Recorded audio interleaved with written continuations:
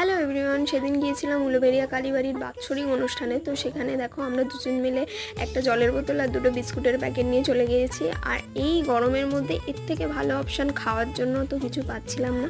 খুব লেটে গিয়েছিলাম, তাই ভিতরে আগে না গিয়ে আমরা যাচ্ছি গঙ্গার পাড়ের দিকে। ওখানে হচ্ছিল গঙ্গা আরতি।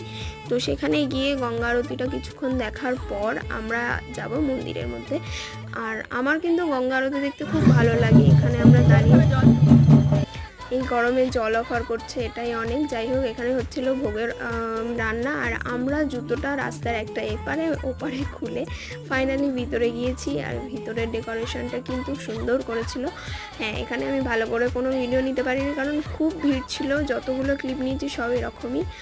আর মায়ের দর্শন করার পর আমরা এখানে দাঁড়িয়ে হাওয়া খাচ্ছি, মানে এত গরম ছিল না ওই দিনকে। যাই হোক, আমরা কিছুক্ষণ আড্ডা মেরে যাচ্ছি বাড়ির দিকে। তোমাদের সাথে আমার দেখা হবে নেক্সট কোনো ব্লগে। টাটা।